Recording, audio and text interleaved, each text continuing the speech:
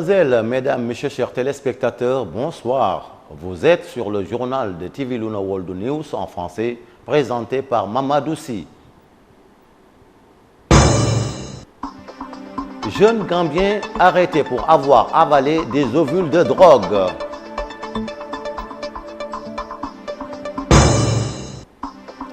Libye, un chef du renseignement assassiné à Benghazi.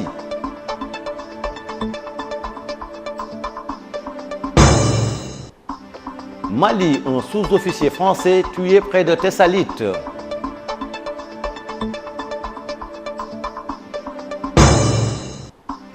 Urgence au Nigeria, bring back our girls.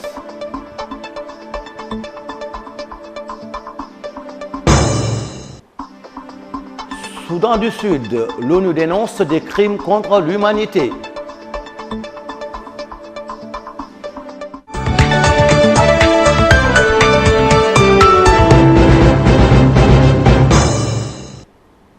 À Naples, la police a arrêté pour détention de trafic de drogue un jeune Gambien, Bidjo Maobi, 25 ans, parce que les policiers ont bloqué l'homme sur la place devant la gare de Napoli centrale et a été soumis à des tests spécifiques à l'hôpital civil de Aversa.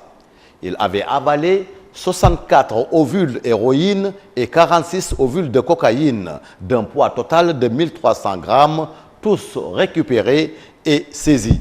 Il a été hospitalisé. 3 jours après l'élection du nouveau Premier ministre de la Libye, Ahmed Mitig, un chef du renseignement du pays a été assassiné jeudi 8 mai. Le colonel Ibrahim Al-Senoussi Akila, chargé des renseignements dans l'est du pays, a été tué par balle près du centre médical de Benghazi, a déclaré une source au sein des services de sécurité libyenne. Il était dans sa voiture quand des inconnus ont tiré sur lui. Il a été touché par 2 balles, dont une au cou, et a ajouté cette même source. Militaires, policiers et juges sont régulièrement la cible d'attaques et d'assassinats dans la région de Benghazi. En décembre dernier, le chef des services de renseignement militaire de la ville avait été assassiné à Derna, une ville plus à l'est sur la côte. Bien que non revendiquées, ces attaques sont souvent attribuées à des islamistes radicaux. Un sous-officier français a été tué lors d'une opération de surveillance dans la nuit de mercredi à jeudi près de Thessalite dans l'extrême nord du Mali. C'est le 8e soldat français tué dans le nord du Mali depuis le déclenchement de l'opération Serval le 11 janvier 2013. Dans la nuit du mercredi 7 mai au jeudi 8 mai, un sous-officier français du 2e régiment étranger de parachutistes de Calvi a été tué près de Thessalite, au nord de Kidal. D'après le ministre français de la Défense, Jean-Yves Le Drian, interrogé sur MRC et BMTV, le militaire a été tué par un engin explosif improvisé. Selon une source élysienne, contacté par Jeune Afrique, le véhicule blindé dans lequel se trouvait ce soldat participait à une opération de surveillance à environ 25 km de Thessalite lorsqu'il a sauté sur une mine.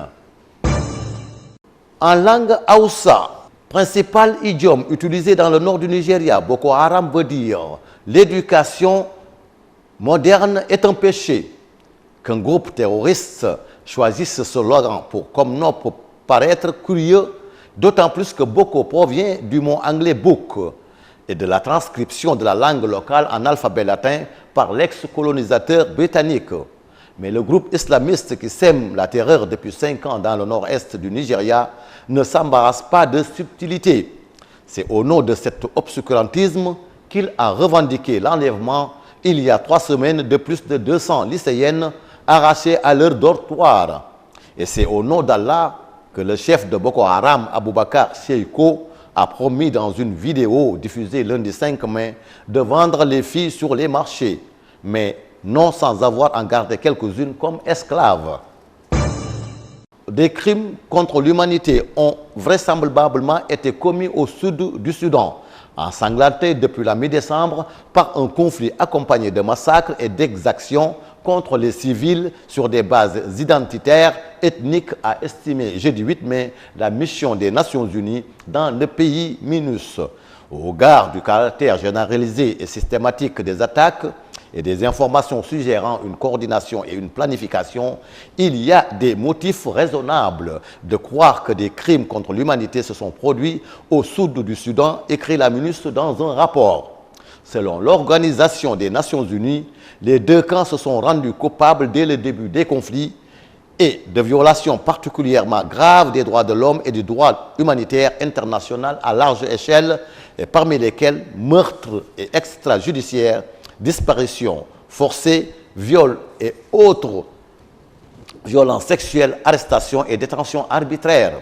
L'ONU recense également des attaques visant des civils ne prenant pas part aux hostilités et des violences destinées à semer la terreur dans la population civile et des attaques d'hôpitaux ou la mission de maintien de la paix.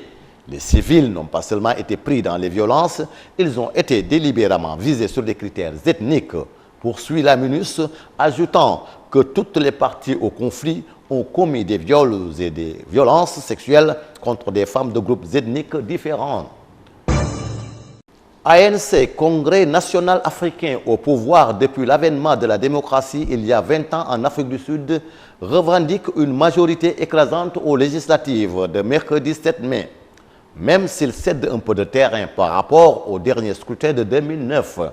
Selon des résultats partiels portant sur plus de 95% des bureaux de vote, à 6h30, heure de Paris, le parti de feu Nelson Mandela menait vendredi avec 62,5% des voix contre 67%, 5 ans plus tôt. Un tel score de l'ANC serait conforme aux prévisions des sondages. Avec un score de plus de 60%, ce sera une victoire décisive, a déclaré Jessie Duarte, secrétaire générale adjointe de l'ANC. Si l'on regarde les tendances, il faut s'attendre à ce qu'un parti au pouvoir ne garde pas éternellement des scores aussi hauts, dit-elle, pour justifier le relatif recul du parti. C'est en choisissant le bon appareil qu'on fait les plus belles photos. Profiter des bons plans du printemps, opter pour la qualité et capturer des instants décisifs. Les Sud-Africains se sont massivement déplacés pour participer à ces 5e élections législatives depuis la chute de l'apartheid en 1994, avec une participation d'environ 73,1% selon un chiffre provisoire de la commission électorale. Nous vous donnons un communiqué de l'ambassade de la République du Sénégal en Italie, numéro 0216 du 2 mai 2014.